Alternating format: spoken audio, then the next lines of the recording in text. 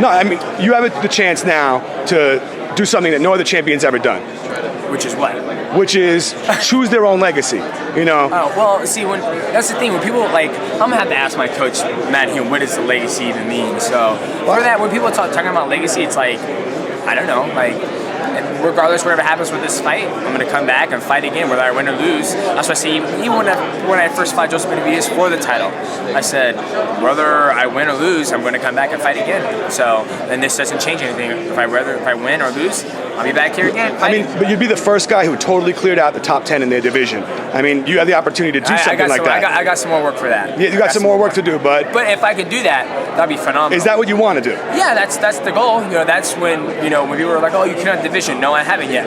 When I do that, that's when. So that's the next goal, to totally clear out the division. If Dana White and the UFC want the same thing. The next goal is to beat Chris, and then we'll start thinking about that as a long-term goal. Yes, it is, but right now I'm focused on Chris Cariaso. It's nice to know as a fan what the long-term goal is. Yeah, it is. Yeah. What's that? It's nice as a fan, for the fans to know what your long-term goal is. Yeah, well, obviously my long-term goal is to be able to retire as the champion and be able to go home with my wife and not even worry about fighting anymore. We believe you could do it. We really believe that you can clear out the division. Well, I appreciate that. Yeah, I hope so. I mean, one weird thing about this fight is that nobody really thinks Chris Cariaso is going to win it. Everybody thinks Demetrious Johnson is going to win it. It's got to be almost 90 to 100%. If you ask people who's going to win the fight, they're all going to say Demetrious Johnson. Yeah, a lot of people thought, the Denver Broncos was going to win the Super Bowl, but the Seahawks won. And at the same time, guys, it's possible.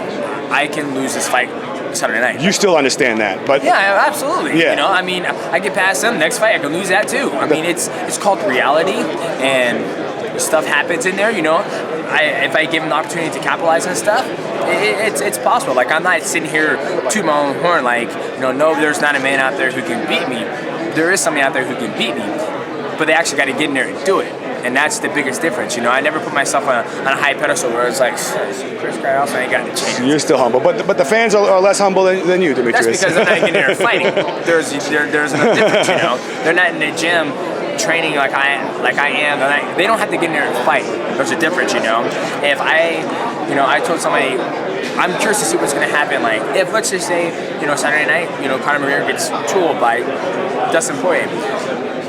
We all got to sit here and see how Conor McGregor reacts and comes back from it. But at the end of the day, it's just, I just don't think about that. Like, at the end of the day, it's just another fight. If I win, I win. If I lose, I lose. At the end of the day, I'm coming back to fight again. It's a job. It's a job. All right. Thanks a lot, Demetrious. You're very welcome. Best of luck Saturday night. Thank you. Dan, you got